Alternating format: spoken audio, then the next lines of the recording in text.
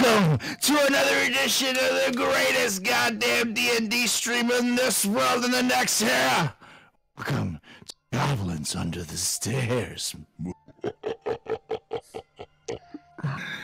You got Soulwreck the Destroyer here, ready to slash and bash your Sunday night away, along with Stone Cold Steve Austin, what? And his epic crew of destroyers. We got Fang the Mang, we got Wilmore Chattington, and of course, the greatest goddamn D&D DM in all the land here, Nick Gonzalez. Take it away, Nick.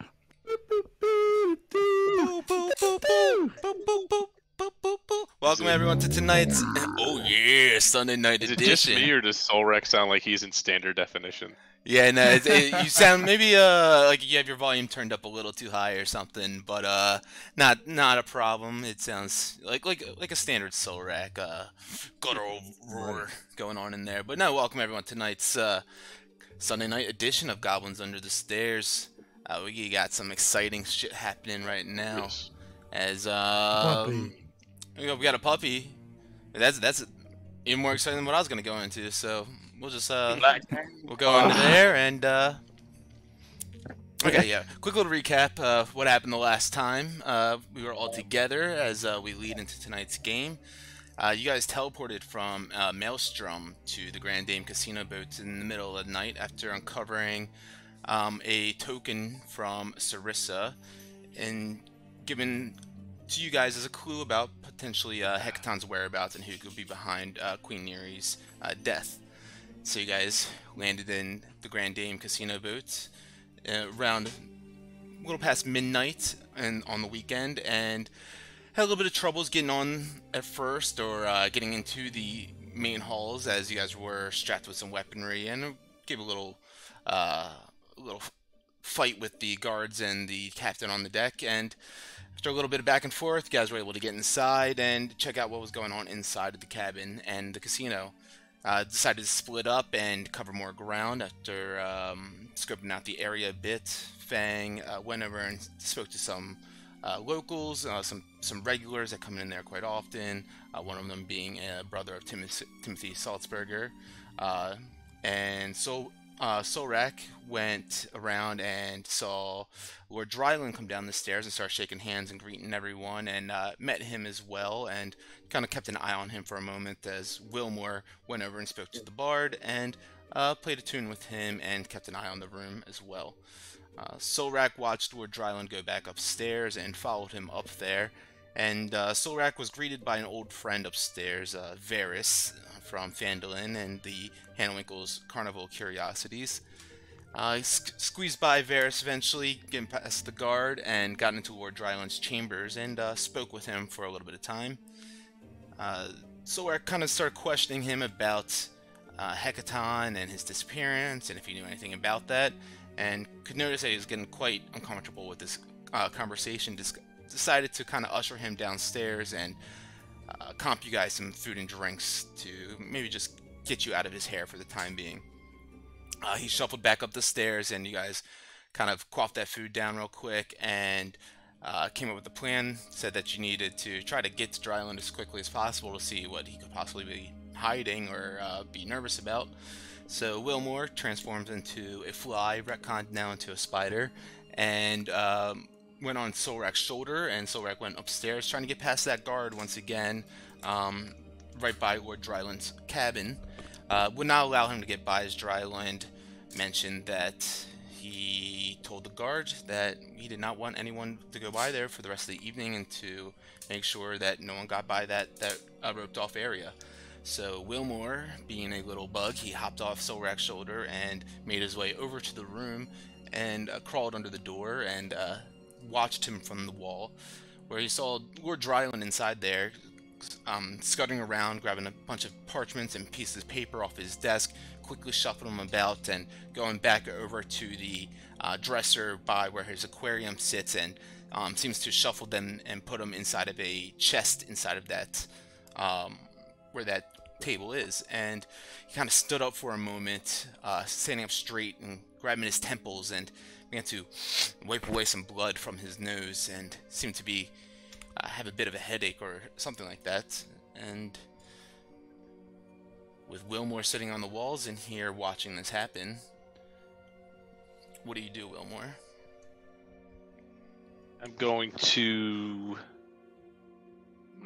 crawl up the ceiling, so I'm kind of like right in the middle of the room so I can see everything. I'm just going to kind of hang out for a minute or two. Okay. Yeah. You hang out for a minute. You see his octopus reach down over his shoulder and grabs the key out of his hand that he locked this chest with, and he goes ahead and grabs his octopus and puts it back inside of the tank there. And he takes a couple deep breaths and kind of tries to shake it off, and goes over and sits on his hammock for a moment and just kind of like sits there holding himself. So he has the key now, or the octopus took the key? The octopus took it. All right. So I am going to...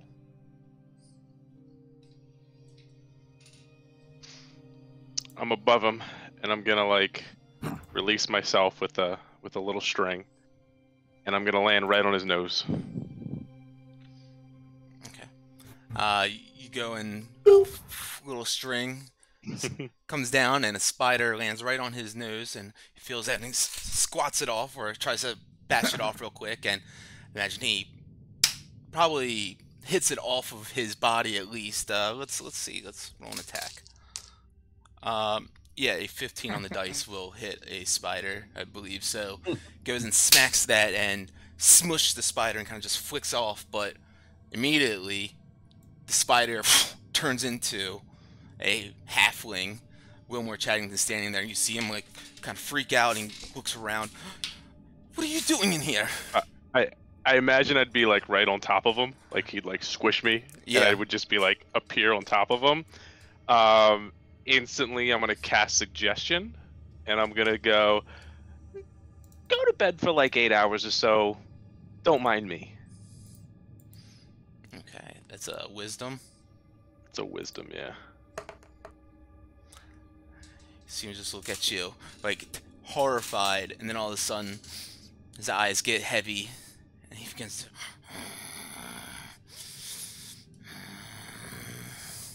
drift off into sleep. And then I'm gonna go look right at that octopus, and I'm gonna walk over. I'm assuming this is a tank over here. Correct. I am going to just kind of look at the octopus and see if it reacts. Okay. Yeah, you stare at the octopus, and just watching it in the aquarium tank right there, as it kind of forms and shifts down into like an area of coral along the bottom layer, and kind of just shifts its hue altogether to try to blend into the coral. Gonna kind of like walk over to the table. I'm gonna like look at the papers I'm gonna kind of grab all the papers. Then I'm gonna look over at the octopus again, see if it does anything. Yeah, so all the papers, those papers aren't there anymore. He went and grabbed them all, and he put them inside of whatever that like kind of chest is underneath of the tank. It's like kind of built into that table. Got it. So he put the papers in over here, Mm-hmm. and then he locked it and gave the key to the octopus. That's what he was locking. He wasn't locking the desk. Correct. Okay, got it. While I'm like keeping an eye on the octopus, I'm gonna try to unlock the cabinet. Okay. Kind of pick the lock. Okay. Do I need thieves' tools for that actually? Because I don't have them. You can try to do it without. It looks like, maybe a kind of lock that you might be able to try to work something with. Try it. Yeah, go ahead and make a sleight of hand check.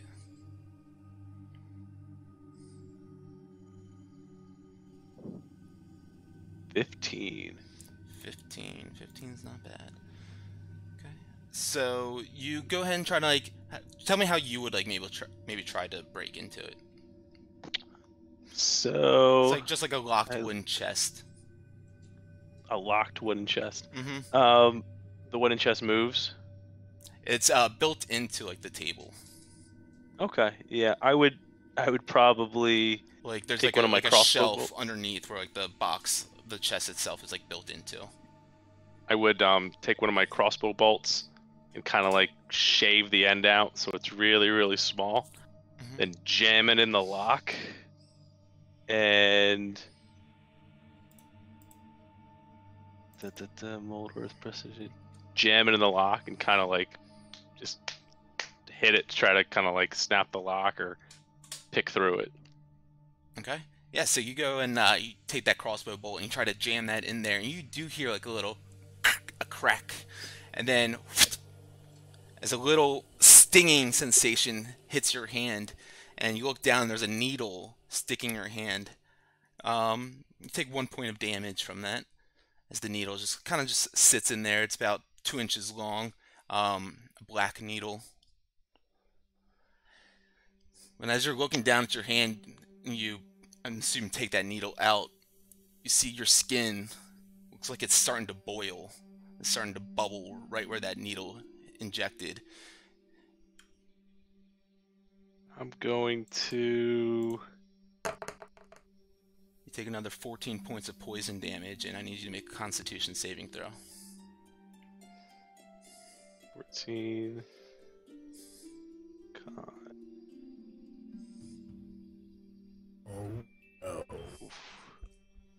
That's a 3, and then I gotta make another con save with advantage for the whatchamacallit, right? Yes. For the... Well, this will be a flat roll because you are now poisoned for an hour. Got it. Flat 1 die.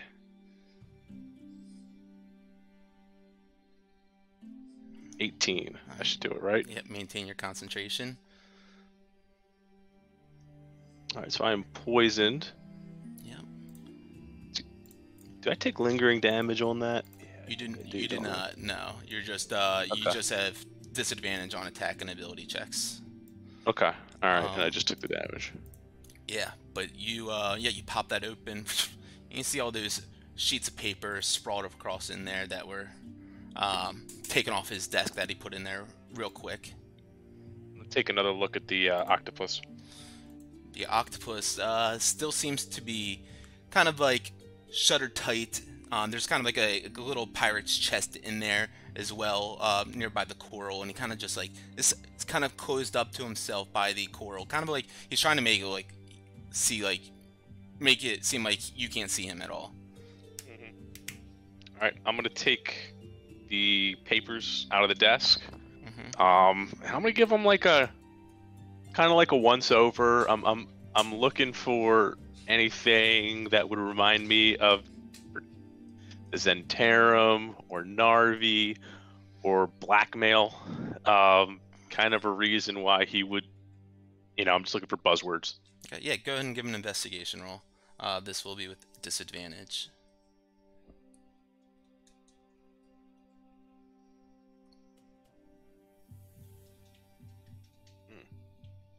4. 4. Kind of trying to pull it all apart and read it and make out what you can. A lot of it seems to be, most of it just seems to be like kind of financial records from the Grand Dame itself. And then inside of it, you see a couple of like things that don't seem really fully fit in there. One of them particularly catches your eye, and it seems like the manic writings and scribblings of a madman or something. Ooh. I like the little pop-up that just came up. Right? That's fun. Never seen that before. Yeah, if you add them into like a note, you can make them pop up on player screens. But yeah, this one obviously catches your eye because you can see these manic writings and scribblings and drawings on this parchment. And it's kind of obviously stands out from typical paperwork and invoices and things like that. I'm gonna take that. Okay. I guess I'm gonna take all the papers actually. Okay. And then I'm gonna look in the tank. And you mentioned there's like a treasure chest in there? Yes, and there is also writing on this parchment, too. I'm not sure if you wanted to read it now or take it and check it out later, but... Real quick, I'm just going to use a mage hand to pull that treasure chest out of the tank. Okay. Oh, yeah, you cast Mage Hand.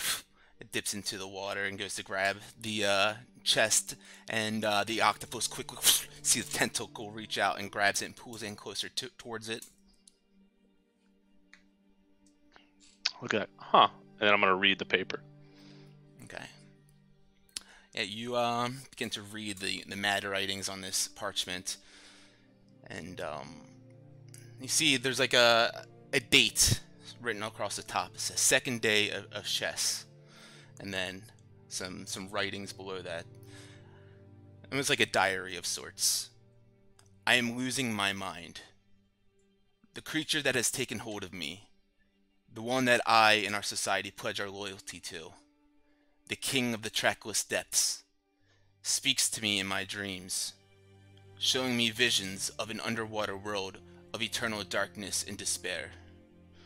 I can feel its tentacles writhing inside my skull, coiling around my brain and squeezing the life out of my sanity. It is always there, whispering in my ear, tempting me with promises of power and knowledge. But at what cost? I've seen what has come of the wizard, Miro. I am plagued by nightmares of drowning, of being pulled into the abyssal depths by its tentacles. I see it looming over me, its many eyes staring into my soul, devouring my thoughts and memories. I fear that I am losing myself, that the great old one is taking over my mind and body. I can feel its influence growing stronger, pulling me deeper into its mad embrace. I can see the others around me, but they seem far away, their voices muffled, and their faces twisted into masks of horror.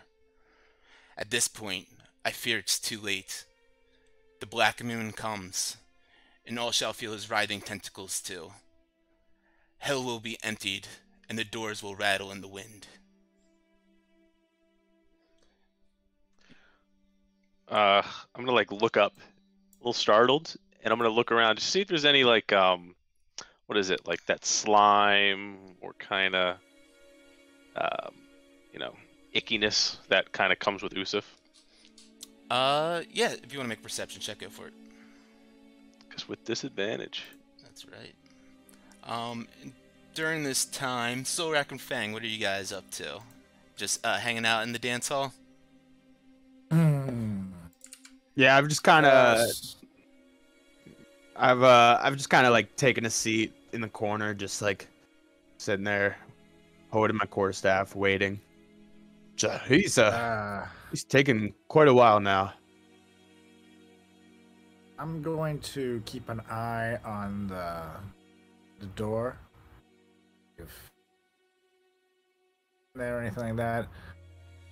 But I'm also just gonna like chat up with Barris while I do so. All right. You rolled a persuasion, by the way, instead of perception. Oh shit. Well, perception is +5, so that'd be 8. Okay. 3 + 8. 3 + 5. Yeah, no, you don't seem to see any of that lingering slime ooze anywhere. The gray ooze from like the sewers. And I am going to. I'm gonna eye up this octopus. And I am going to. Ready for cake. First, I'm gonna walk over to him. Just real quick, and I'm still looking at the octopus. I'm gonna check my compass on him.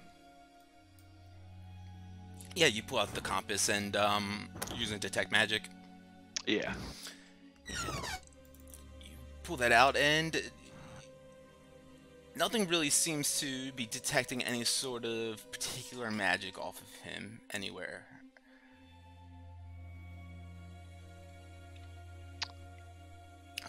So I'm gonna go back to not from anywhere within the room, really. So I'm gonna go back to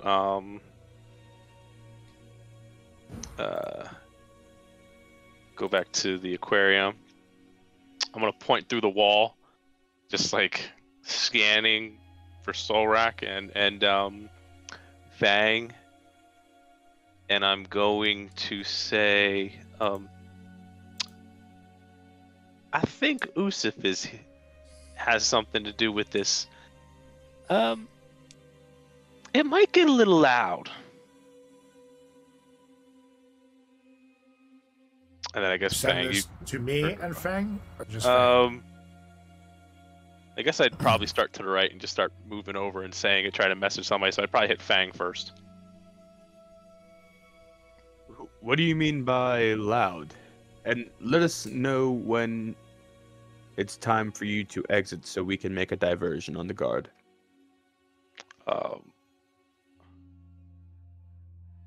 I would say, and then I would message one more time. Maybe divert the guard right now. Like I said, it might get a little loud.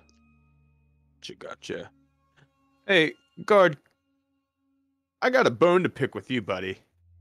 As I I move up to him and I pull him and like push him against this wall right here. And then I'm like, how come I didn't get a free meal? I don't know. I don't make the rules around here. You think you could do something about that? A man's hungry, and you know, my buddy Solrak and the other one, they got free meals. Come on now, I was supposed to get one. Well, it looks like you need better friends then if they didn't get you in on that. Sorry, bud, that's not my fault. So I guess while they're kind of like talking, like I would is there like what's on the bottom of the aquarium? Like like gravel, sand. What's down there? Yeah, it's like a little bit of both gravel and sand, and there's like a lot of beautiful, colorful coral as well. All right, so I'm gonna cast Mold Earth. If it's sand under there, is that Earth? Can I move it all out? Let's see. Yeah, sure. All right, so the treasure chest is coming out, and it's gonna plop right on the floor, right next to me with the octopus on it or whatever, however that works out. Okay. The octopus is going to make a dex check. Rolled a 14 on the dice. What's the octopus again? +2, so 16 total to try to save himself from being pulled out of the tank altogether. As you lift this up, go ahead and use your spellcasting modifier and just roll that. So +4, I think.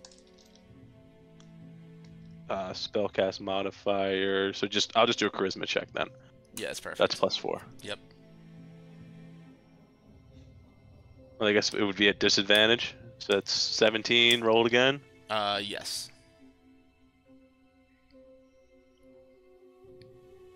17 it is. Alright, yep. He tries to grab onto the tank to pull himself out, but your Mold Earth just excavate all the sand and gravel out of there and pulls him out as well. It's plopping him onto the ground with the chest in his tentacles, holding it tightly, and he begins to kind of squirm around the ground. I'm gonna put my foot right on the chest.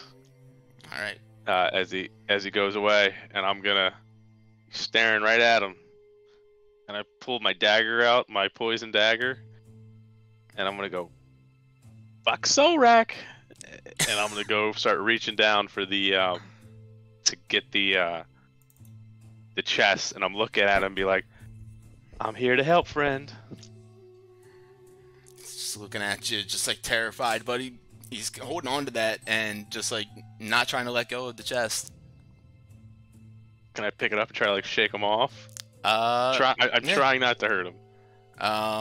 Yeah, you can make a contested dex check or strength check. Acrobatics or athletics, rather. Let's do athletics. So disadvantage.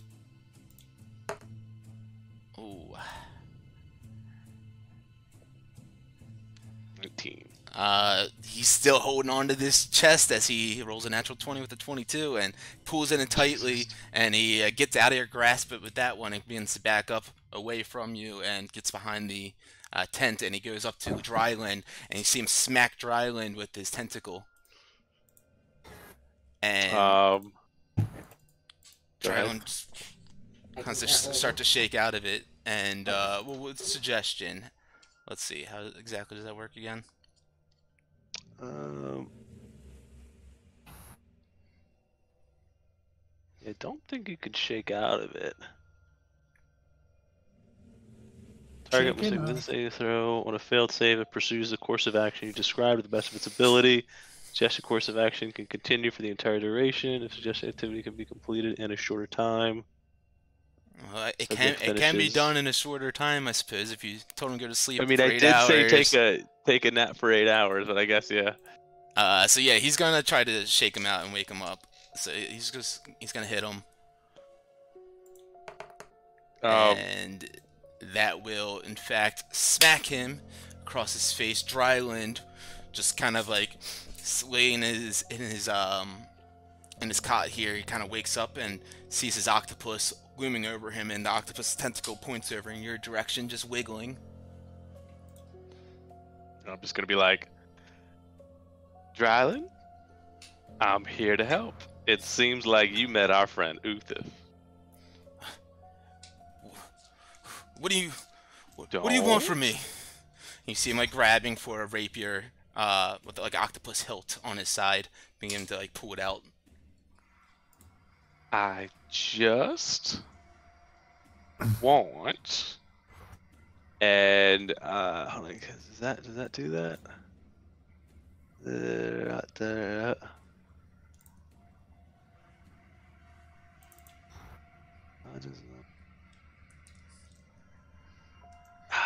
got to be willing. The stupid willing creature thing really annoys me.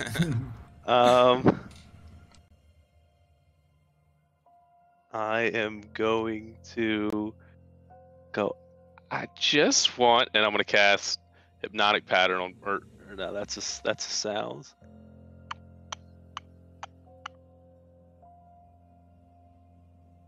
I'm going to cast Silence on all of us.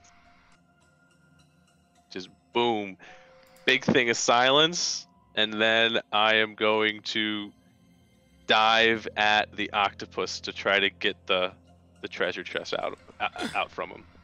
Okay. Go ahead and make another one of those contested checks. As you go and do that, Dryland pulls the rapier out at the same time. So the octopus rolled a 15. Dryland's pulling his rapier out at the same time. He's going to stab you. He rolls a 21. I did an 18. This is all in silence. Yep. So, okay, 18. Yep, so you go ahead and you grab the chest out of the octopus's tentacle. You're going to pull it out. As he's trying to pull back, you finally get it unsuctioned off of him and get it into your grasp fully. At the same moment, you feel the stinging of Dryland's rapier going into your side and pulling back out as he deals you 2 points of damage. 2 points of damage. And he's standing at you with his rapier, looking at you and like just yelling, but of course not audibly right now. He looks like he's going to advance at you. I look at him. I look at the octopus, and I go, and that's going to be silence drops, and then I'm going to cast Dimension Door, and I'm going to go up 30 feet, or however high it is to get to the top of the boat. Okay. Wilmore bamps up and goes flying into the air above the cabin here, and disappears out of this cabin. That was Dimension Door. Yes. Nice. Yeah. So I'm on the roof. Okay. And with that, Dryland, you can hear now Fang and Solak probably Dryland stomping around and yelling out as he stomps out the door. The halfling that was in here! Who let them in here?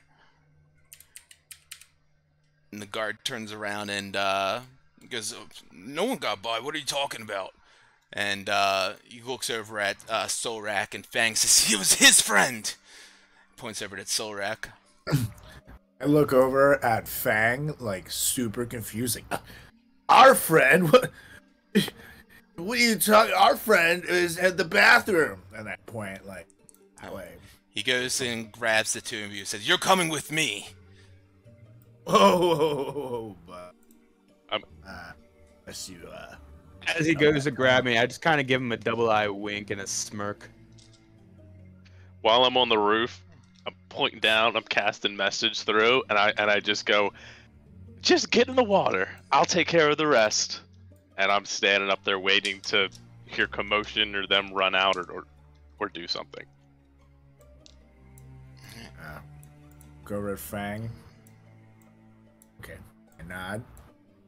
I'd give him one of these. And then I'm gonna cold cut shit out of this guy with the back of my sword. Knock him out. When you guys get into the room? Yeah. Okay. Make an attack roll with advantage.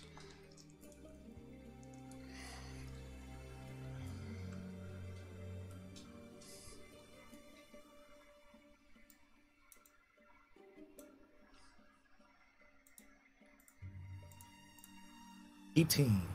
18 will hit. Go ahead, and you're doing it like an unarmed strike, essentially? Yeah, essentially. Okay, so what's your damage? I mean, I guess the back of a sword's like made of metal, so it would be stronger than... Okay, yeah, it'd be an improvised weapon, which would, for you... Honestly, your unarmed strike will do more damage than that. Because it'd be like a D6 damage for something like that, whereas your unarmed strike is a 7 straight up. Yeah, so you hit him for 7 off the back of the head. You see him stagger a bit and like almost falls down to his knees.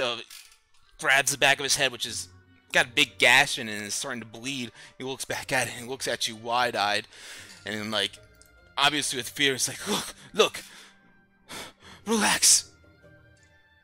I don't want to fight. I don't want to fight. You see him grab the back of his head again. Look at the blood. His like eyes are wide with terror and fear. He sees like this is like flash before his eyes, essentially. Why did you do that? Wrapped us all in here. Look like you have some evil intentions, my friend. No, And I kind of, your friend. and I have my quarterstaff kind of like ready for like a nice baseball swing. He goes, "Then why are you acting so weird?" Right? We never agreed on anything, and we both thought you were so sketchy. I'm glad we can finally agree on something, buddy. I don't know what you're talking about, but your friend made his way into my cabin, and I had to get him out of here, and he disappeared somehow, and woke up in my hammock. I don't know what's going on. You woke up, our friend in your hammock? Ew, how much did you drink, dude? I didn't He's a slippery sucker. You got to be careful for him. Well, the only drink I had was with you, and he looks at you, Solrak. Hey, I'm not the one that woke up next to a dude in his... Look at me. But let me ask you this again. What is your deal? Look, fine. I don't know who you guys are, but I can't live any longer like this anyways. I feel like I don't even have much longer. You see him like kind of getting a little woozy as this wound on the back of the head definitely did some hefty damage on someone like him. What do you guys want from me? Why were you acting so weird about Hecaton's disappearance? I would tell you, just leave me out of this and leave me alone. Deal. My word. Give us the information. Lay a finger on. Okay, fine. See him like kind of start pacing the room around. The truth is, I'm a member of a secret group, the Kraken Society. We were approached by the Doom of the Desert to take care of Queen Neri and King Hecaton. Oh, Usith, as your friend mentioned, he was helping me become Water Baron. Get rid of that wretch of a woman, Nestra. In return, Usith requested that I provide him with some nobles as sacrifices.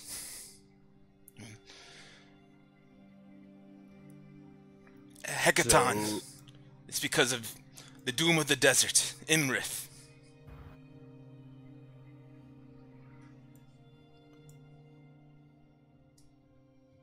Hold it. Did I hear that correctly? Hekaton has become the doom of the desert? No. Hekaton's disappearance is... The doom of the desert has came to us, the Kraken Society, to help get rid of the Storm Giant Lords. To, I don't know, cause some sort of chaos between the dragons and the giants. And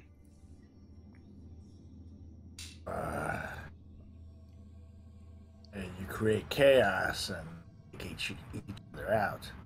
What does he have to gain from this? Imrith? Or me? Us? Imrith, not you. Oh. Or I guess you too. I guess I Are think you working with him? our leader, our master, was approached by Imrith, and I guess our master wanted to humor Imrith and oblige to this request. I mean, striking up a centuries-old war against the giants and dragons. It's the kind of chaos that our master thrives on. Your master thrives on unnecessary deaths? There's no joy in war. Oh yeah. Happy So let me... watching men beg for their lives. Let me get one thing straight. Is Imarith the doom of the desert? That is what they call her.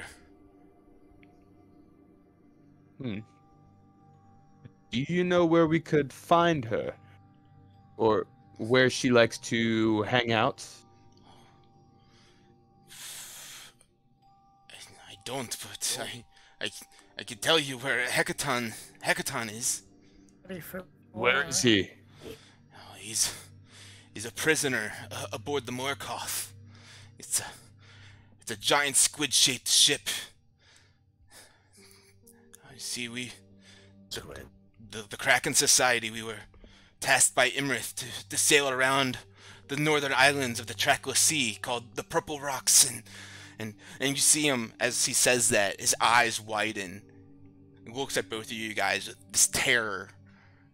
You see him kind of wince and start to like kind of twitch out like that, and then begins to just stand up straight as blood just pours down his nose, and he falls down to his knees and face first in front of both of you. Look at the guy. Look at Fang. Look at the guy. Oh. Why we have to eat more vegetables. That down. Well, now that we're here and he's dead, should we get our fingers sticky for more clues? I like the. Let's do a quick investigation, see what we can find, and we'll meet Wilmore. Let's do it. So we're just gonna poke around. Okay. As this is going on too, I'm gonna say, you see this man just died right in front of our eyes.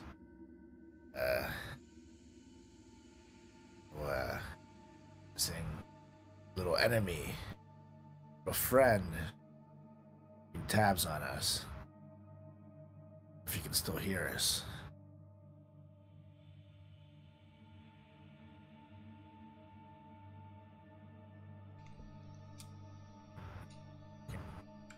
What were you asking? Just general thought. Gotcha. Still being heard. Yeah, so if you guys want to go ahead and poke around, you can both make either perception or investigation, depending on which one you want to do. Yeah, so like I'm looking for I guess it'd be perception, just like items that'll give us more clues to Okay. Hecton's disappearance and all that jazz. 22. Okay. Wilmore, you took all of the papers? Okay. Took all the papers in the treasure box. Okay. So you guys look around a bit more. You see that treasure box is still open, that Wilmore popped open. And with 23 and a 22, pretty solid. You notice that there seems to be like a false bottom on that chest as well.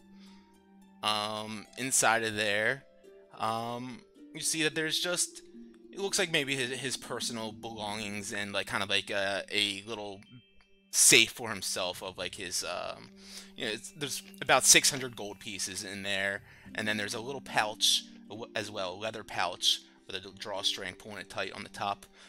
Pop that open. Inside of there's 9 jet black stones. Oh, well, that's this gold and the.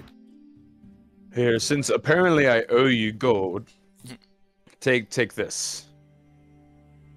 I'll let you hold on to it all. Why, thank you. Except I'll take one of those jet black stones. That seems fair. Maybe two. In addition, like things of like value that you see, he also has that rapier. It's like a bejeweled rapier with the octopus-shaped hilt. And then there's a silver wine decanter and a goblet, and just a nice like feathered quill and some parchments as well. We'll go ahead and take the rapier and stuff that in the old bag of holding. Take the quill and. Okay. All right. And then you said there was a goblet. A silver wine decanter and a goblet that they like match. It's like a matching set. Is the rapier a specific item or something I have to type in? It is just a rapier, but it's got a very cool octopus hilt and it's bejeweled. I'm gonna take the wine stuff for chatting to. Okay. That. I appreciate that. You guys hear a knock on the door. Dryland, is everything okay in there? Thought I heard a ruckus. I look at Fang like. Do impressions. Yeah, good. Oh God. Make a deception check with disadvantage. You would have tried.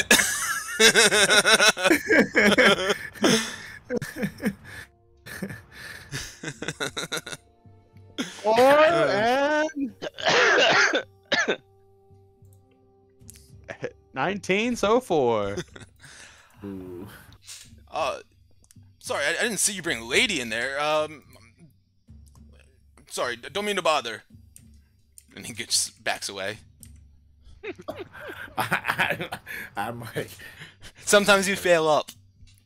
sounds better lucky than good. I turned to Soul Rack and I just got a big old smile on my face. How's that? I can't even help but to respect a little bit, you know. Yeah, didn't think it was Dryland, but he thought maybe it was someone else. All right. Lady. All right, let's get out of here. Chattington said for us to meet him in the water. Oh. I said if you if there's danger, meet me in the water. Gotcha. Well, so Someone just died. We should probably die. This is. Just leave his dead body there, guys. You're good. Maybe we throw him under this bear skin. Ooh, How's that? Under the bear skin. Actually, real quick, I'm gonna take his cape and use my use that as kind of like a way to disguise myself on top of using my disguise kit. Okay. You gonna take Dryland's gear? Yeah. Okay. I throw it on. Yeah. You strip him down real quick. You got a naked, dead man, blood pouring out of his nose, head cocked to the side.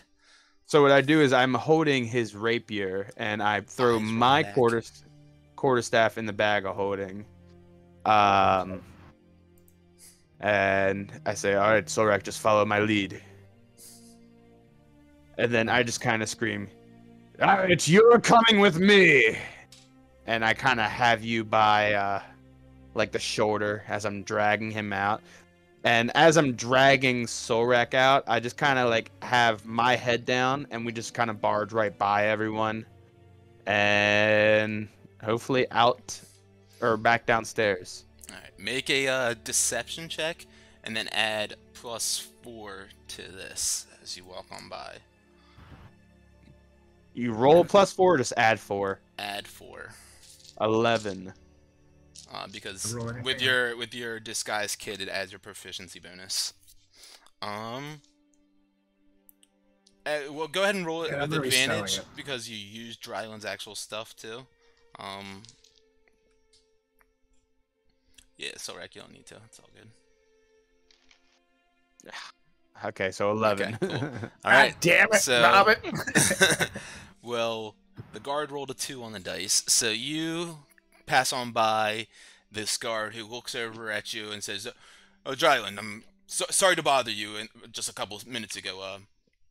Enjoy the rest of your night." And as I walk by, and I'd appreciate not to be called a lady. Just looks, oh God. Won't judge, embarrassed, goes, "Yes, Solrak, live your truth." I'm gonna give him the fist and the wide wing. Love it. And you guys go on downstairs past this crowd, I'm assuming? Yep. Alright. Boom, boom, boom. Let's see. You guys hear, as you guys are walking past this guard and everything, the foghorn blow on the Grand Dame. And as you guys get on down to this lower deck now and you get, sight of the portholes, you can see the illuminated city of Yartar in sight as you guys are beginning to pull into the port now. And as you guys go down the stairs, let's see. Pao Ming, standing behind the table, looks over at you, Fang, and Solrak, and says, "Oh, fancy clothes you have there. Where did you get those?" Thank you. Good night. She goes and says, "No, you're gonna stop right there. And I need you to make a wisdom saving throw."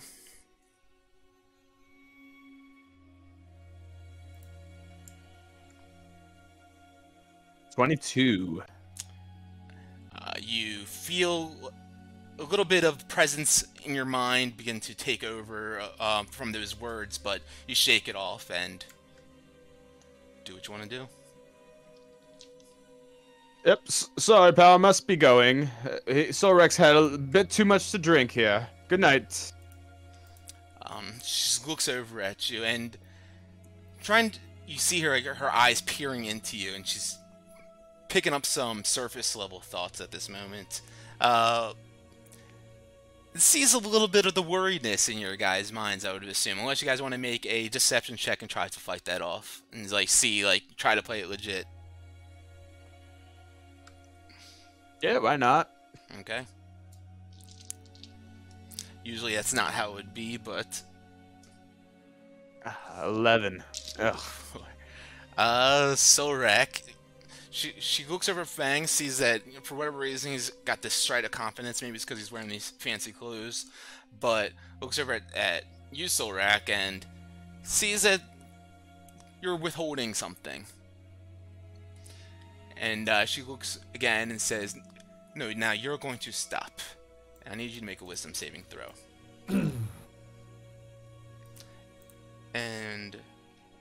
We need a new pair of shoes. Oh. You can't be charmed.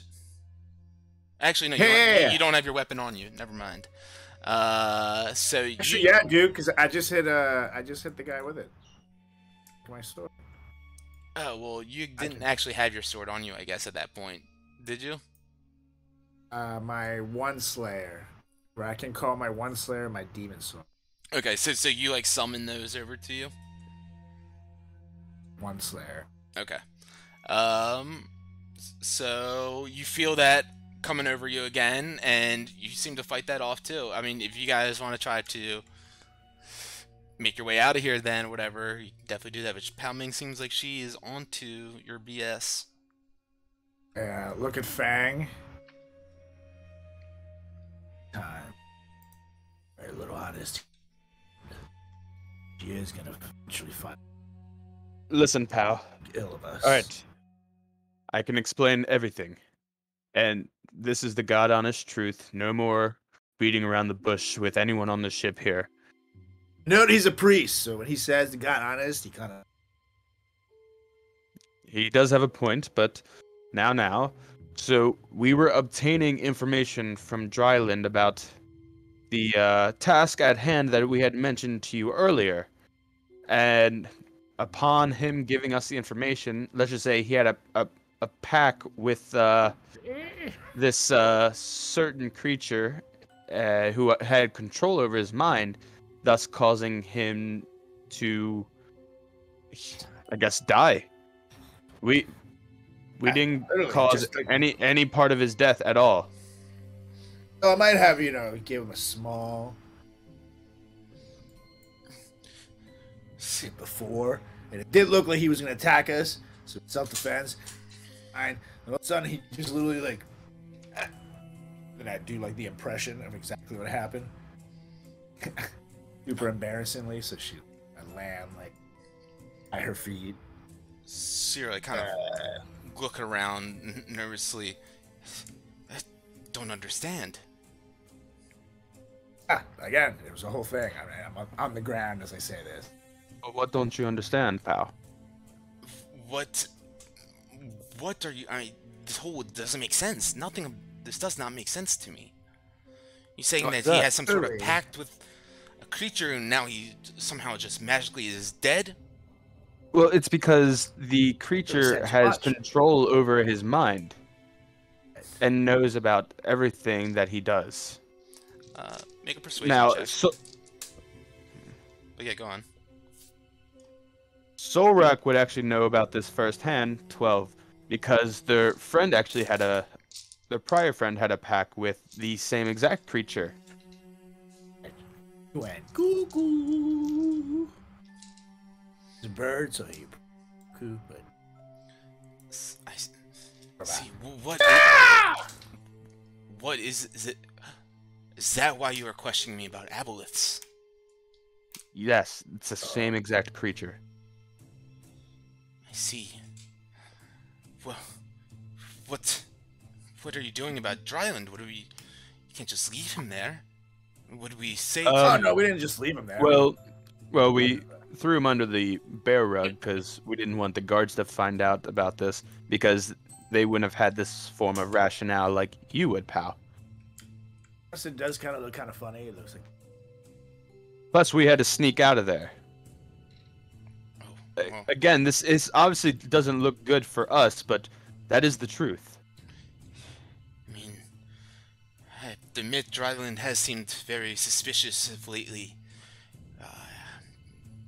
Being Sure. out late and He's a taking priest. travels down the coast. Down Yes, toward- that makes sense, because he was telling us, Eva, that he helped. I'm not gonna name specifics, but he helped this one creature, I guess, kidnap, or not so much kid, but giant nap, the giant, and is now a prisoner over in the Purple Rocks. That's no idea that Dryland was into such nefarious dealings. I just never would have suspected such a thing. He, like I said, I mean, lately he has seemed very nervous and on edge, and seems to have been falling possibly on the wrong path. There's that society I knew was going to be the death of him. As you least suspect.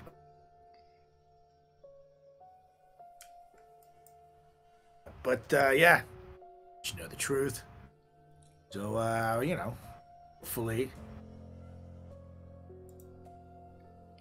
we can get along. A favorable view of us earlier. We'll admit Cool. that this... Yes, we, you know, this is an uncomfortable situation for me to be put in right now, but I do see, of course, the good in this as well. He's been using his powers for the wrong use, it seems, lately, and, you know, with him gone, maybe I can take over and make this place the casino boat it always was meant to be. Give it a little bit more love. That's the right idea.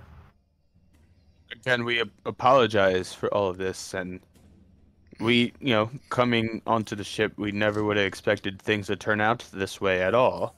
Believe us, but... And again, with how things ended up with King Dryland, we wouldn't have wanted it to end that way, but we didn't even use force, well, other than the one punch that Solrak gave, but that's about it. She looks at Red Solrak and kind of gives him well, what you're saying is true. I'm sure that something has probed deep into his mind and he was too far gone anyways at this point. And now that you're aware of what just happened, I guess I really don't need this anymore as a disguise, as I kind of just take his clothes off of me and I guess just hand it over to him. Her, but yes, Her. Taken say yes. I'll take care of this, and I'll take care of the problem upstairs as well, and keep what you all have mentioned to me, hush hush, and we don't need to get this spread out everywhere. We don't need a bad name, spoil the name of the Grand Dame just because of one bad seed. Yes, of course. And if you see anything else or hear about anything, find a way to get in contact with the wrecking crew.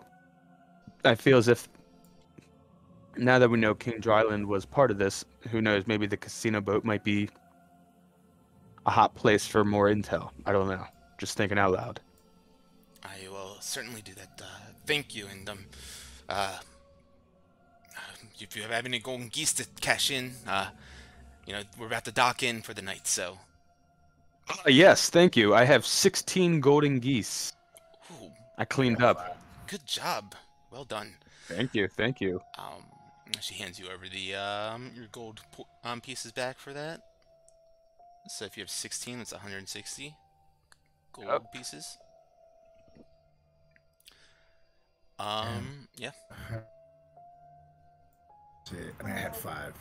Cool. So yeah, you just get your 50 back. Yeah, so about this time, you guys would feel the ships descending very slowly and pulling into those docks.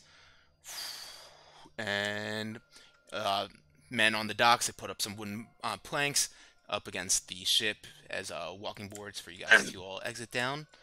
And you see all the guests, a little bit belligerent, some with a lady in hand, some just by themselves perhaps, and looking a little upset with the way the night went, with their pockets inside out. And but you guys make your way out of the ship now and onto the docks, and you can make your way into the night streets of Yartar if you'd like. All right. So, gents. Chattington. So, Hecton, he is currently located on a squid ship in the Purple Rocks. Since it is, let's see, let me just see something real quick here.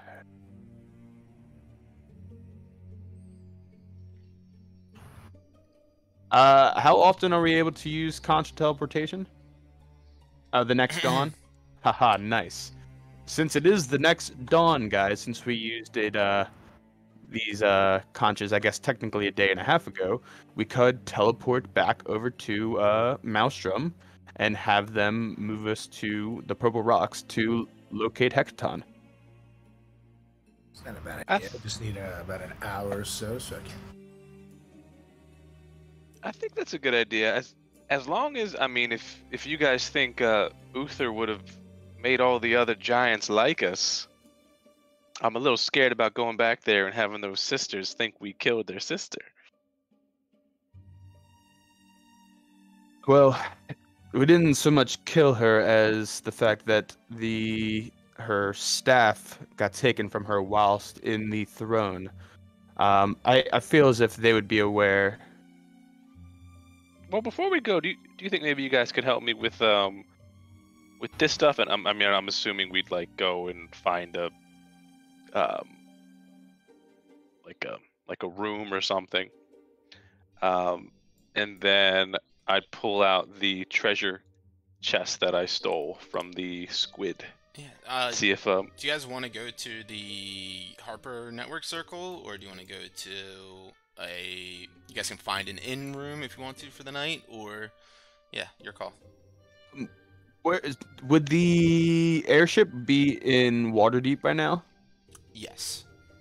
Okay, so then maybe that's the move. Go to Yartar, to the Harper Teleportation Network, and teleport to Waterdeep. And kind of locate the airship from there. And take them. Yeah. Well, let's if we're gonna do that, like while we're walking, like once we're in the Harper area, I'd pull out the treasure chest and the notes and say, I did find all this stuff in there. Maybe before we go on our next steps, let's figure out what this is about. That reminds me, what you did. You're breaking Can't up hear a you. lot. Well, I give Chattington the wine stuff. Oh, wow, thank you. I don't know if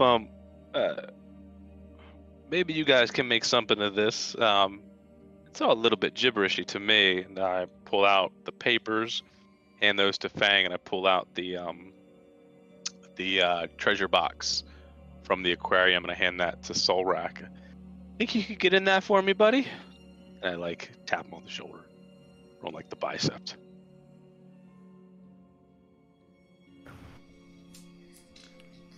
Yeah, Solrak, if you want to break that open, it's quite easy for someone of your strength to do so. It's quite small, so you could just literally just rip the lid off if you want to. And inside of that chest is just sitting the little key that would have worked on that chest. If you would have used that, it would have not poisoned you. That's it. Well, Solrak, he was commanded to make sure that no one took that chest, and so that was what he was doing. I give you the key to my heart, Solrak. But let's check out those papers, and I mean, I hand it to the team to see if they can get anything else out of it from, just so everybody can kind of read it and understand that. Yeah. Uthis is behind this, yada yada yada. Why don't you guys make an investigation roll? See who can piece it together.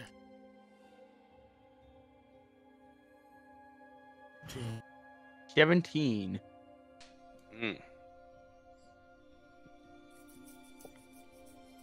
Nat 1, 15. Okay. Actually, since I am the smartest. Yeah, Sorax says, give this to me. I've seen these before, you know, dealing with all sorts of kinds of invoices and kind of trade at Ducal Castle, where in Daggerford, rather. And yeah, you pull out some of these invoices and whatnot, and you're kind of sorting through them. And yeah, a lot of them just seem like standard bills and whatnot for the Golden Goose, for the Grand Dame. But then you start seeing some that catch your eye. They stand out as like a little unusual. Receiving payments from a place called Dead Man's Corner.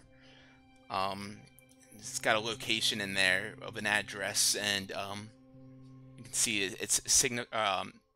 it states that it's in Skullport, and then money being spent from another place called Hired Horrors. See a couple throughout a couple more pages, there seems to be like kind of notes written on the side of like a couple of other ledgers and paperwork of some of Dryland's like scribblings. Seems like maybe he mentions a couple of names in there. It seems like he has an agreement with someone named Talivar and someone named Mural to help with, whatever this, Solrak, piecing this together with a 19. It seems like this is like kind of like almost like a money laundering system that they have going on here. But it also seems, as you're looking at these notes and piecing together, that it might be a little bit deeper than that. As you know, like Dryland would have nobles and other high-ranking members of Yartar captured in order to, he was trying, as you guys have now learned, trying to shake the Water Baron out of her position. He would, in return, have Usif get rid of them, of course, and feed on memories in their minds and send them down the Desarin River to be shipped off to Skullport and to Dead Man's Corner. And something about army of undead, and on these invoices from the Hired Horrors, it looks like Dryland is paying for some sort of some sort of help through them. It's like what the money laundering shows. It's kind of hard to follow all these like stacks of paper that he has in there. It seems like he was trying to like make it all like hard to follow and hard to trace, but sitting there for about 15 minutes is kind of what you're able to deduce. Even though I'm like actually getting all this information, you're really breaking up in. Yeah. Well, that nice ass mic, and we can't hear you. Wi-Fi again. Here, I'll reload. No, it's okay. It might be like if you have like a filter on there or something to not pick up background noise. That might be what it is. A gate filter or whatever. Yeah. Solrak is background. Nothing. So I'll reload. Oh, good. So,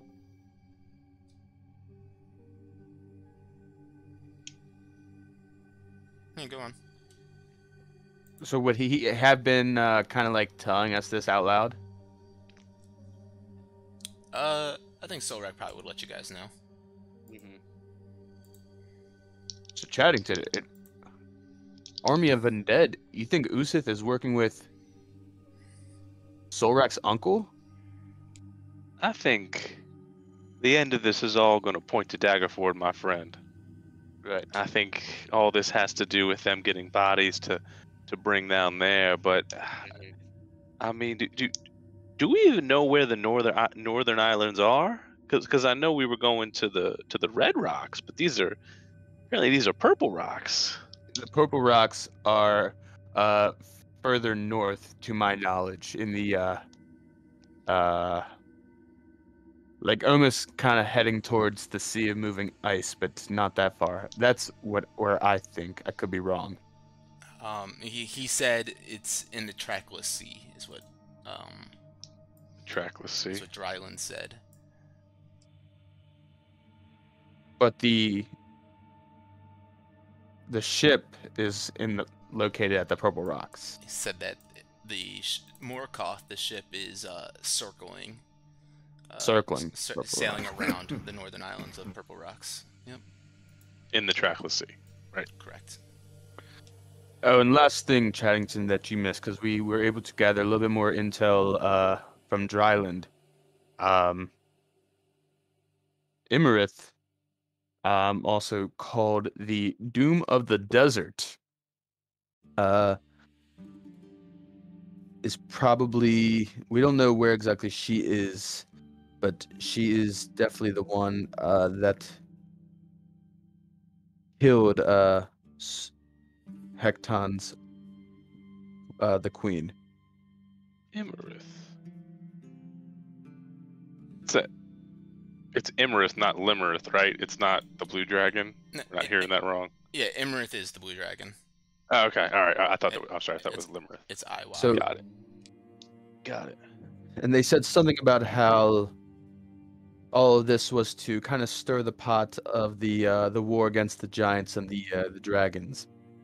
Well, I think Dude. the faster we get King Hecaton out, I mean, if all of this circles down to Daggerford, maybe we can get some storm giants on our side. I agree 100%. The only issue with this is how does this go with the pack that we have with Clouth? Well, the pack was to play with the giants. I think we're fine. And I mean, another thing aside from Hecaton is that we have to find Imarith to save Sarissa. He's the one with the scepter. Well, maybe Hecaton can lead us that way. I mean, it sounds like it's all intertwined a little bit. I agree. It almost seems like that maybe she could be at the Purple Rocks, but no one really knows where she could be. I think first we find Hecaton, and then maybe there's a way for them to track that scepter. That's a good idea. I never even thought about that. Yep, so I say we hit the Harper teleportation network and use our airship to get over there. I think that's a great idea. When we go, maybe we can see if the Harpers have a map, just so we can see exactly where these this track the sea is. Yeah, that's a great idea. And we can get a good night's rest. I married him. There we go.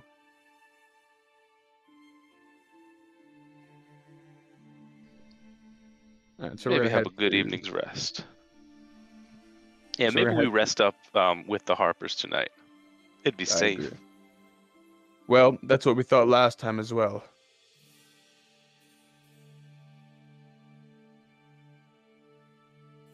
Let's do it, boys. The Harpers. Yeah, let's go to the Harpers circle and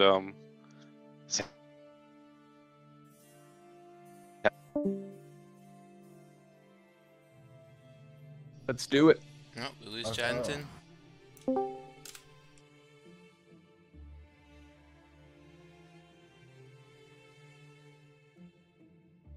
All right, so you guys make your way through the night, the early evening or early morning, late night streets of Yartar until you finally make your way over to that familiar stone building that you guys know that is Kolboz's abode, where the Harper teleportation circle is here. And yeah, you can approach that wooden gate and you see the stone door there, and you know it's the dead of the night, so it's quite quiet around. let's see if old Kolbaz is up. Guys, give a Yes, all right. knock on the door. Yes, knock, knock, knock. Yeah, a couple knocks, and you guys wait a couple moments, and no answer at the door.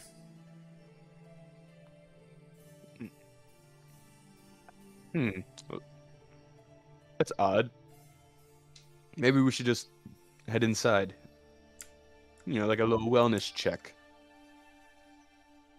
Yeah, you could. I mean, Chancellor, Let's I'll see let if I you go can ahead and do hear that. thing. Yeah, make a perception with advantage. If you want to hear anything.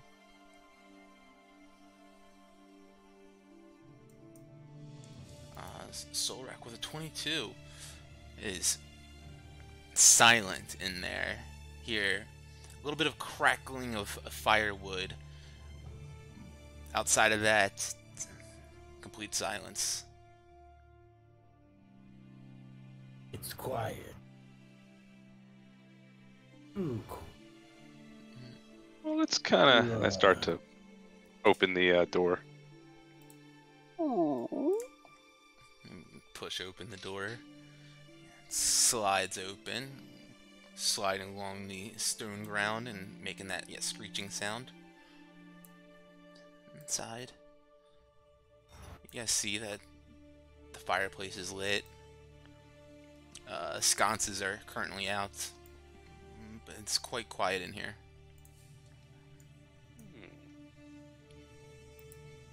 Remember, I guys, got my last time. swords. Yeah. Very quiet. And also see if I can smell anything. Yeah, I'd say with that perception check, it would be the same. But yeah, you sniffing around now, and you do seem to, outside of the firewood smell and the garden, you do pick up a body, a person to the southeast. Yeah. Take it a little over that way. I'll make it. Lead the way.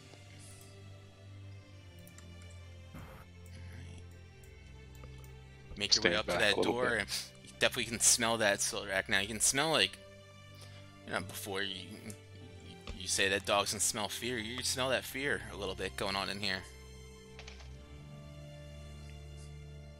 Have my weapons ready. I give them a look. Going in. Just fucking kick the door open. Aggressively. Kick the door open aggressively, and right to the side you see a wizard man with his wand pointing right at you, and see a little bit of a spark jumping off the end of it, and then it recoils back down and goes, Solrak, you must give me a heart attack. Announce yourself next time. Gosh. We've been knocking for minutes. What do you mean? I didn't hear you guys in here. I was sleeping. What time is it? Good God, I almost cut your wand off. Glad you didn't. I got a lot of uses for that. Said. Come here, come on in. Are the rest of you here? Yes. Baldy. Yes, Yeah, I'm here. I'm here. You guys go on out there, stand by the fire. Let me get decent, and I'll meet you there. Yes, please. Yes. See, He just hears me. You look fine to me. Yeah, I hear him scuffling about in there, and he throws on a quick, silk robe overneath his, pajamas that he has on, and he pulls out a pipe and he begins to smoke that. My friends, I wasn't expecting you, especially at this hour. To what do I owe the pleasure? Well, we weren't expecting you either. We've gotten around the last 24 hours, and here we are. We just, quite frankly, we're on a mission, and we just need a place to get some rest. Well, you all always have a home here with Golbez. If you need a place to sleep, yeah, absolutely. Feel free to take one of the quarters. Thank you, sir. Kolbaz, you wouldn't have any information on the trackless sea and the Moricot, would you? No, the trackless sea is, the name suggests, it's quite hard to keep track of. It's far off of the coast, of course. Not much dealings with the rest of Faerun. And have you ever heard of the Moricot ship? Just out of curiosity. I have not. No, it's a famous sea vessel. A famous sea vessel. I don't know how famous, seems giant squid-shaped ship, called the Morikov. Interesting. No, this name does not seem to ring any bells for me. Why do you ask? Hey, why do you ask, Chaddington? Well, because we're kind of looking for it, my friend. And I was hoping maybe you or someone else would have a little bit more information on it. What we could expect. We think it has something to do with King Hecaton's missing. I see.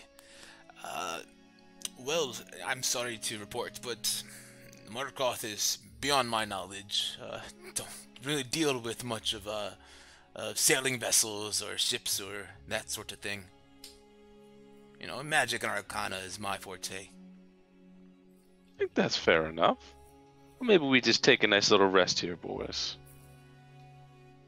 I mean, it's been a while since I've seen you all. I mean, what have you uncovered from your travels and since I last seen you? Oh, I mean, we found lots of treasures. Oh, I don't. As I said. Treasures are exciting for adventurers, I understand, but I'm more interested in the lore, the knowledge. Well, I mean, aside from that, maybe you can check to see if there's anything up with this stuff. And so I'm gonna show him the wooden coffer that we found at the Hill Giants, as well as the red cape with the embroidery. I'm gonna show him the stone. Black stones. Black stones. Yeah, you pull out those black stones. Oh yes, these nothing magical about these, but this is a fantastic cut of a jet stone, onyx jet. Yeah, you can probably fetch a pretty penny on the market for that. As far as these items, and he looks over. Oh yes, this cape.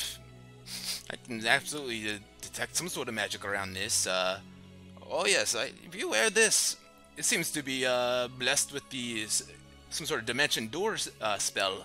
If you wear this, it seems like you could maybe teleport yourself, somewhere within distance that you can see. But it's quite a nice cape. You said you found this one. Yes, that's right. It's called the Cape of the Montebank. Whoa! All right. Fuck yeah! All right.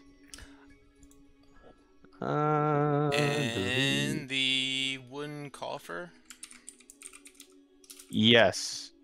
Uh, What was the name of it? Cape of. Yep, got it. Thanks. no, this coffer is nice, but inside, he opens up. You've seen this, right? What's inside? I don't think I have opened it up to see what's inside. I think you might have, but it's. We'll say these are some vials of water that have been blessed by a cleric of sorts. Holy water, yes. Six of these, yes.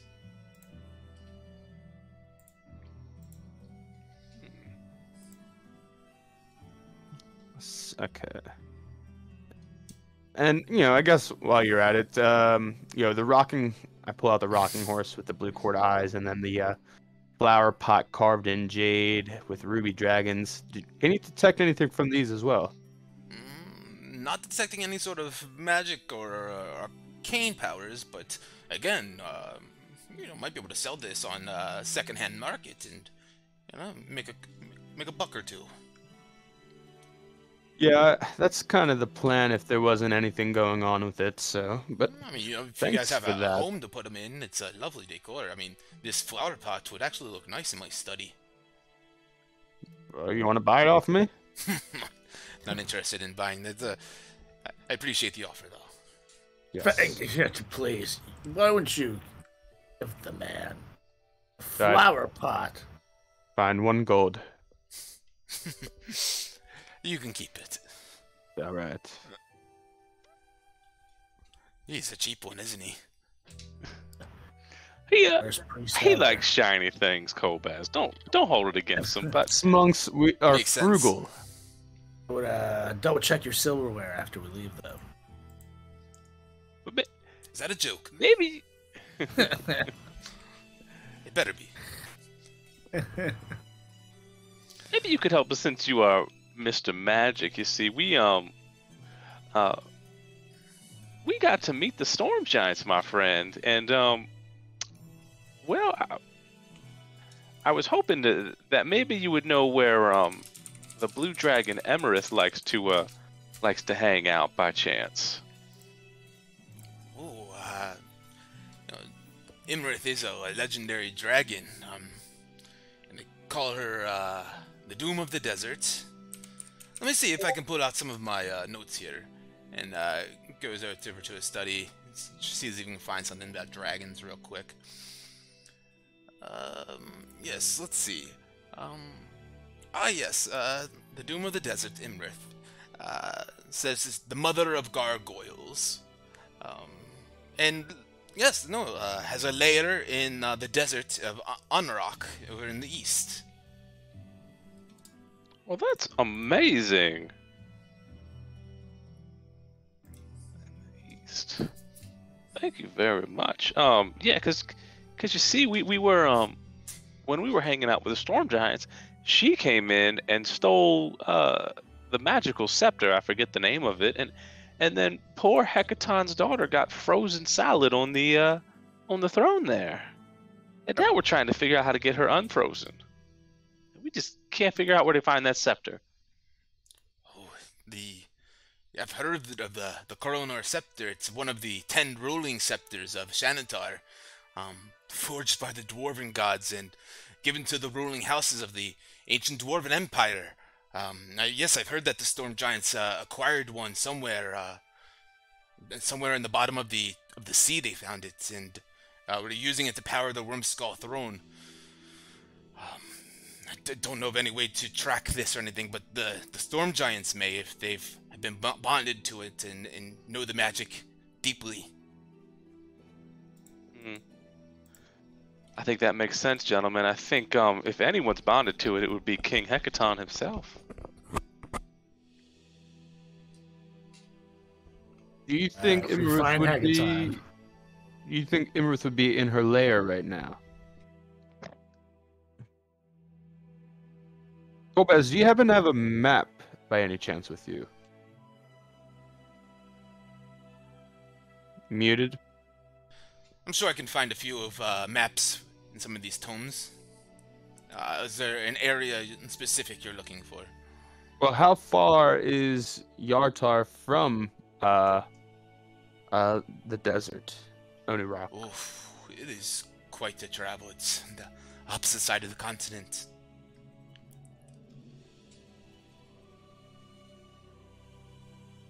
Maybe maybe we get Hecaton and they could they do have the ability to teleport us anywhere. Exactly.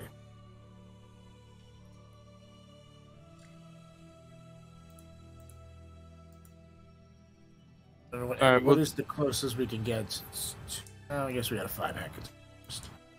You haven't heard anything about his kidnapping, have you, Bass? Just that he's been missing for a bit of time now, and the upheaval with the giant ordning. Nothing of specifics. The question is, how do they keep massive monster of a man hidden? No one has heard peep from him. Well, I think we know he's on the ship. My question is more, how do they keep him docile on a ship in the water? There is extreme, powerful magic that could possibly, restrain him and, possibly even make it so that his location is undetectable. Which is, It's gotta be a massive ship too. So we would be looking for probably one of the bigger ships. Or just a ship. I mean, how many other ships are going to be circling the Purple Rocks? That's true, but it's the Purple Rocks is not a it's gotta civilization. It's gotta be a ship big enough, big enough for a giant to fit in. From what I understand of the Purple Rocks, there are people there. It's not a civilization of any type, but a group of mad folk who pledge their loyalty to a god that they worship in the depths of the sea. They are even known to throw their babies into the ocean, a sacrifice to this god, this old one, and years later they return. Sometimes they do if they're lucky, but sometimes disformed or it's hard to explain. When they get to a point in life, they're unrecognizable as humans. They'll do anything for this worship, for this god of theirs. Slarkrethel. That's a new one. Slockerfell? Yes, Slarkrethel. It's the name of it's the queen bitch of the Umberlee, the king of the trackless sea. That's what they call him.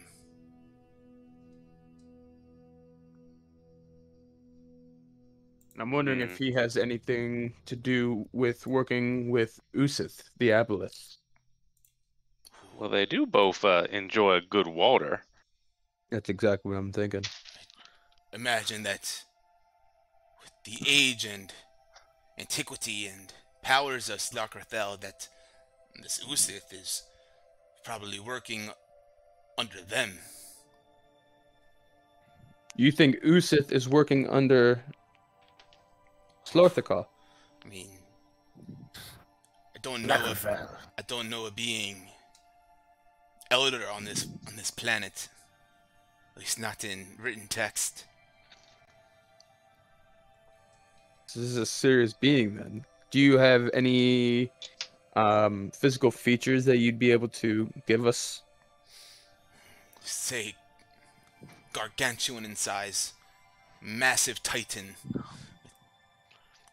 tentacles writhing, growing, also different places and orifices. It's an elder god from another dimension, they say.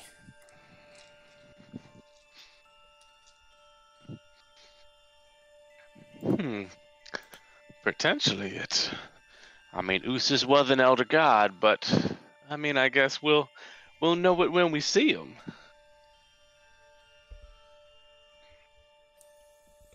Well, as I mentioned, I believe that this is a separate entity than Usith altogether. Mm-hmm. Now, this is a fetch, but would there be any way to fight a being such as this? X, perhaps? I couldn't imagine a way, but does not mean it's impossible.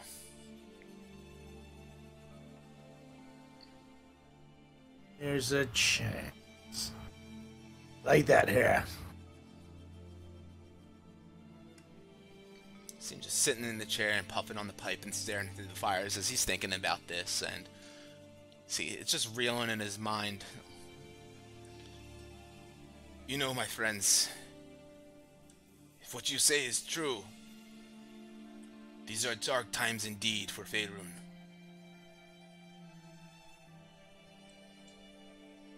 Oh, I think they're quite dark, my friend. Do something about it. Wilmore, Dark. Eternity. you still have that picture. Absolutely. I pull out the picture of the wizards. You see, you pull it out and it points to Talavar again.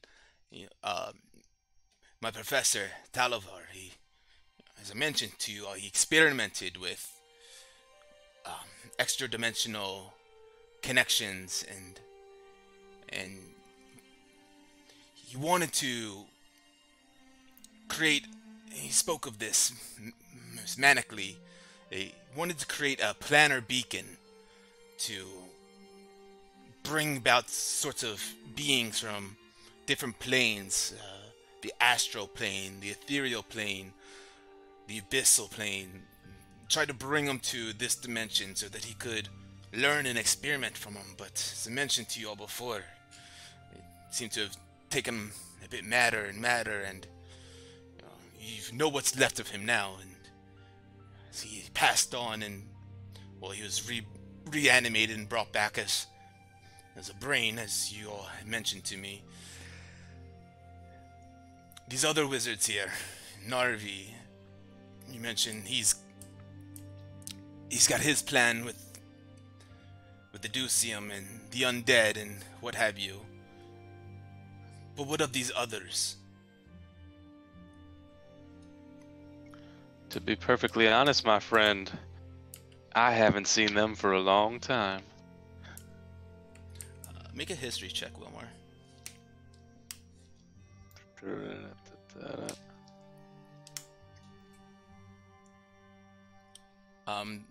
Since you have the the picture in front of you, you can make that with advantage, actually.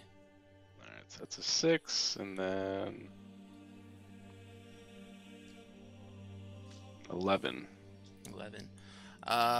So yeah, you're like looking at it, and as I mentioned before, it has like the names of each one of them, kind of like in like a caption almost like below it, and you're looking at it, and you see the names once again: Narvi, Trobriand, Talivar, Acturia, Kesselharp, Mural, and Nestor.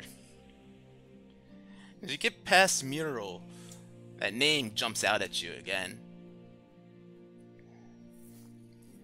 As you just heard that name again tonight. Yeah, with Talivar, Mural, the Purple Rocks.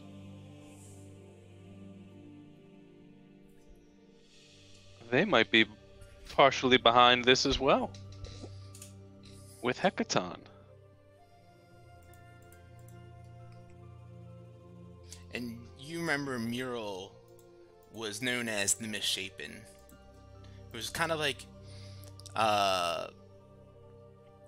it was like a muscle, a bodyguard almost, and would graft different parts of animals and beasts and monstrosities to his own body in sorts of experiments.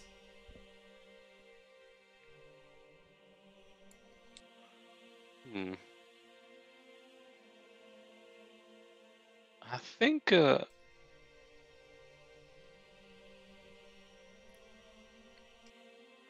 don't know. I think he may be, in the North Islands, I guess. Maybe the other ones have something to do with Hecaton.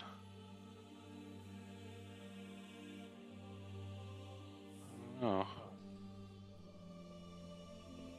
Regardless, I think obviously all of them are working together, and potentially with your Uncle Rubius, Solrak, with that undead army.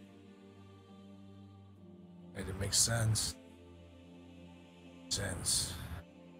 Do you by chance know how to close a planar beacon, my friend? Because Colbaz, I think we have one of them open up in Daggerford.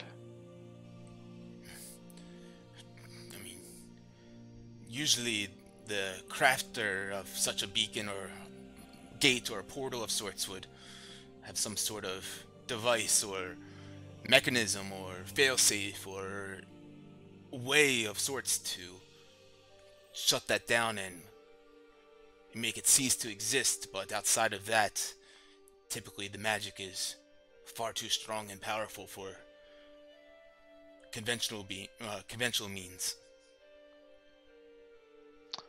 Understood.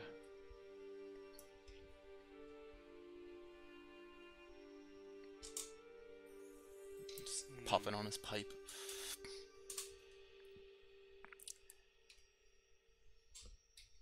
And yeah, just a real quick, like, as you like look through all those names again, just like a refresh memory of like kind of a description and name of like kind of like what each one of the 7 wizards were.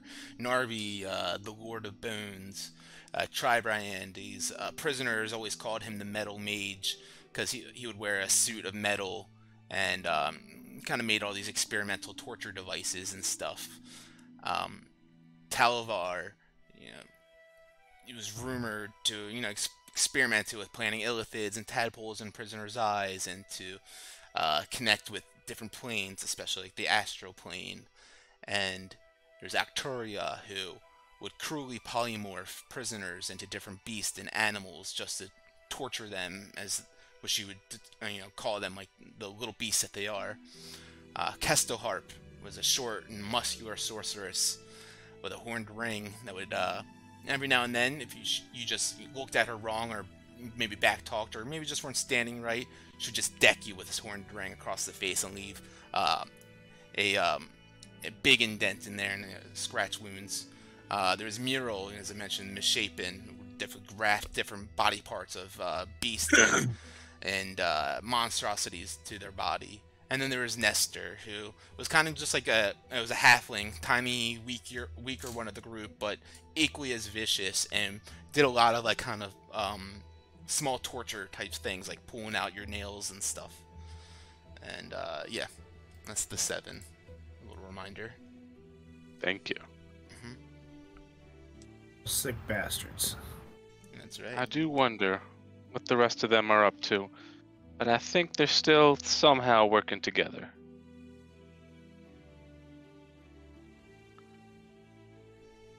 But I think, gentlemen, I think we need to make our way to the sea. Good. And look out for the giant ship. Of course. Gentlemen, you know, it's good to see you at this point in time. If you guys want to get some sleep for the night, as I mentioned, you can go upstairs and take one of the quarters. I'm gonna go hit the hay for myself, and feel free to wake me up whenever you all want to make whatever moves that you have in mind. Thank you, my friend. Thank you for the hospitality, and sorry about the kicking the door thing again. Oh, it's okay. I understand. But yes, next time, just let me know you're here and come out and welcome you. I will. And if there's anything else I can get for you all, or if you all need anything, you know where to find me. Gets up and turns around. Good night, gentlemen. Good night, my friend. Goes off to his bed. Fire. Now I have to say, you don't know what the rest of these 7 bastards are up to. One thing they have in common is intentions. So, I think they're in hiding, or just haven't met them yet. If Kolbaz says there's deep magic potentially holding down Hecaton, something tells me one of these chaps might be hanging around that ship. More than one. I was gonna say, I think more than one. And who knows about this king of the trackless sea guy? You know, higher up than Usith. Yeah, I think we might want to stay away from him if he's there. I agree. Now, they have magic strong enough to keep down one of the strongest beings on Earth. What the hell are we gonna do? Question. Well, we've got to try at least. I think we'll just have to be ready. To the gods. Say, will it that we make it to Daggerford? Will it that we don't die in vain? Will it that we don't come this far to come this far?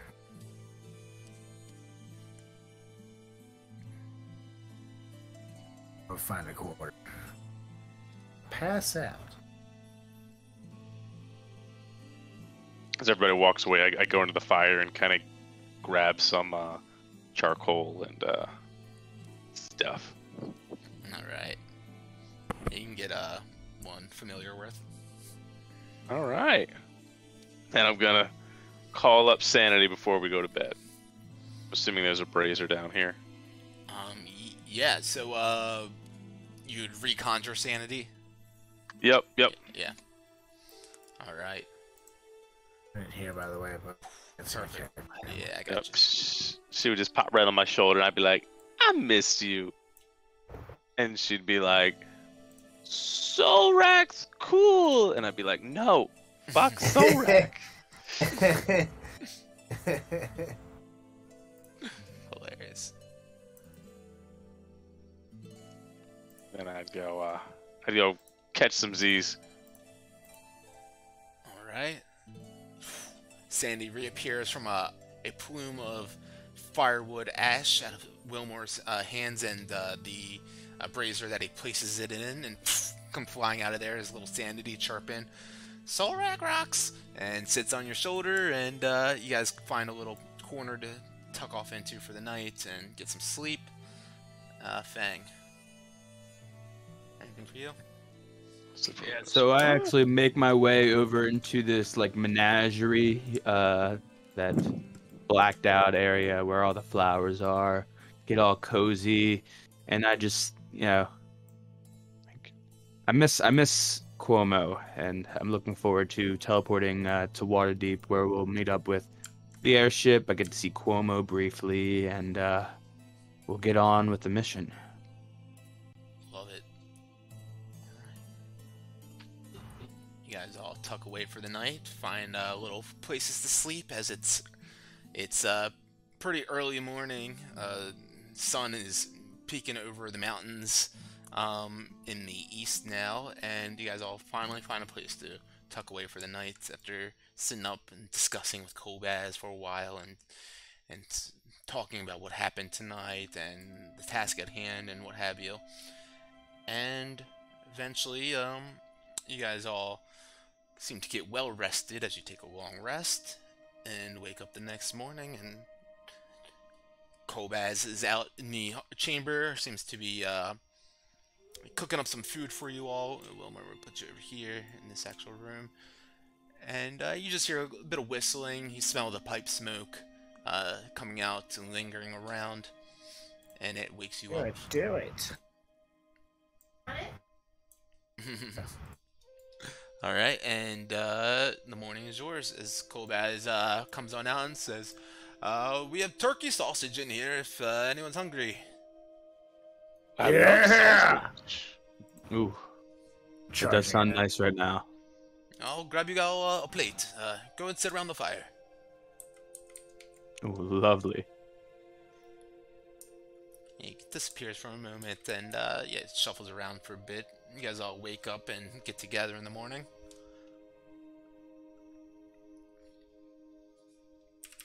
Kobaz comes back out. Two plates in each arm, and begins to hand them out to. Oh, here you go, Solrak. Take yours. Take yours. Yeah. It's still hot, so be careful now. He goes and sits down in his seat after passing them all around. I hope you all had a nice sleep last night and didn't worry too much about, things we talked about. Creatures of the deep. The end of the world. Terrifying. I was thinking a little bit, buddy. You didn't come across any trouble since we've been here last, have you? Because I know we kind of brought a little trouble onto you. No, it seems to, luckily, knock on wood, he knocks on the chair below him, seems to come and gone as quickly as it did. There's drow, those dark elves that passed through here. I'm not sure exactly what they wanted with me, but glad that they're gone, and hadn't thought about them too much since then. Hasn't been any signs of them around here either. Well, I'm glad we didn't cause you any more harm.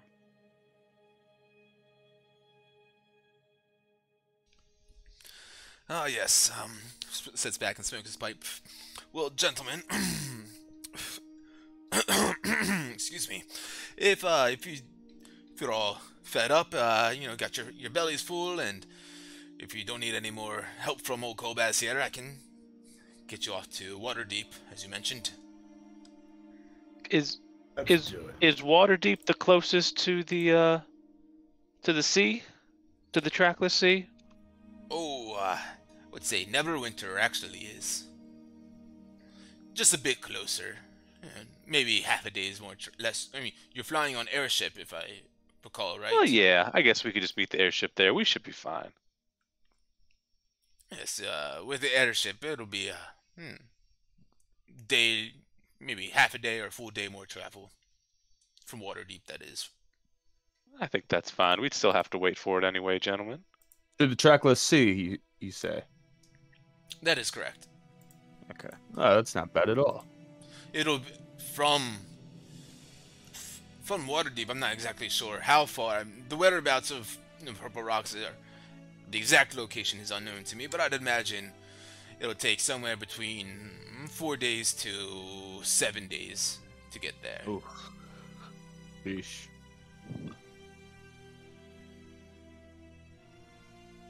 It could be longer. Definitely won't be shorter than 4 days, but could be.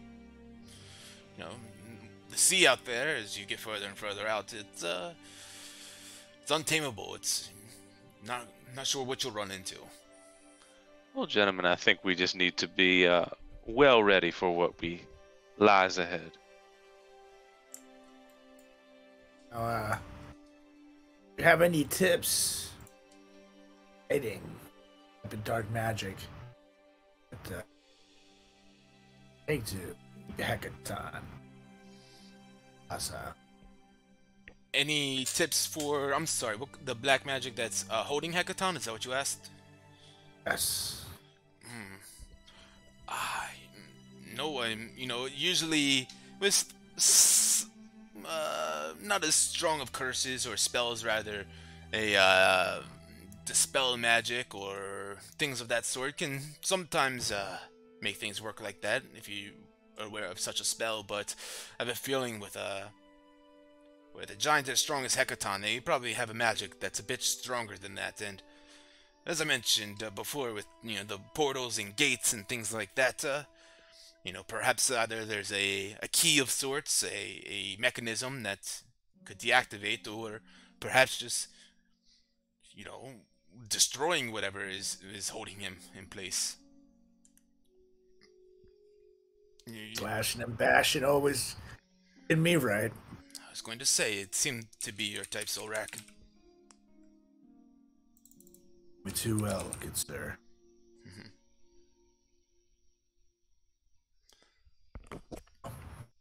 Well, gentlemen, Got my fill. Shall we? I think we head to Waterdeep, gentlemen. Get on that airship. Unless y'all need to buy anything. Nope, I think we are good to go.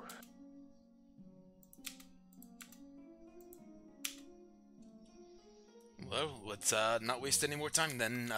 Gentlemen, follow me to the courtyard. He gets up out of the chair, smoking his pipe, and leads you guys over there.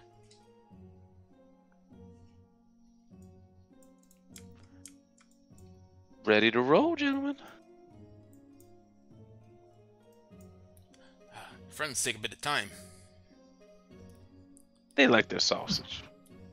The fireplace is nice and warm. Seems like a sausage group. That's why I decided to cook them up this morning. Usually it would be Big pancakes. sausage guys. Didn't seem like pancake group. Not at all. All right. Well, Well, looks like a book. see him lift up his wand and begin to twirl it around a bit, and he stands off to the side.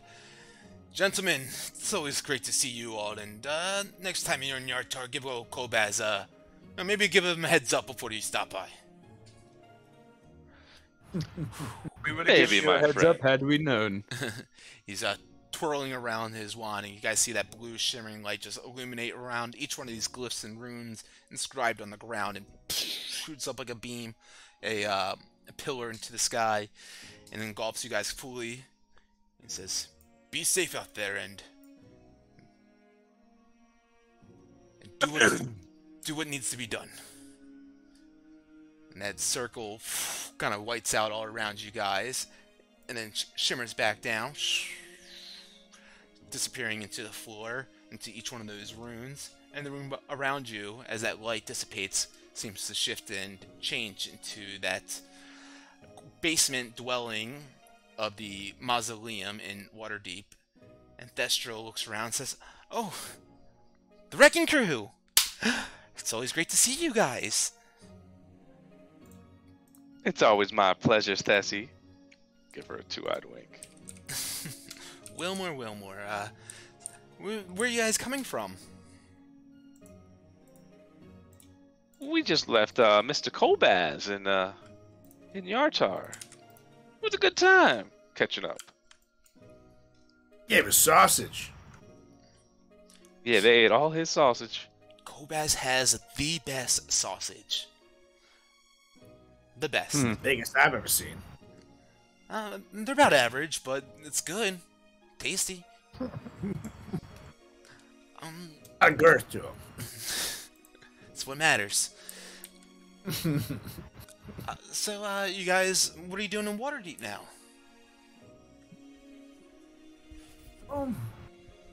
Just sitting on by. Now we gotta get moving. We're actually on our we were on our way to the trackless sea. Well, we were hopefully on our way. Oh, the trackless sea. Good luck finding it. I'm kidding. I'm sure you guys will find it all right. Oh, thank you. I think, gentlemen, before we head out, maybe we should stop by the bar, see how old Zeke's doing. Yeah, little Z. I did a little. I'll have some money first. He should. Well, just like that, gentlemen,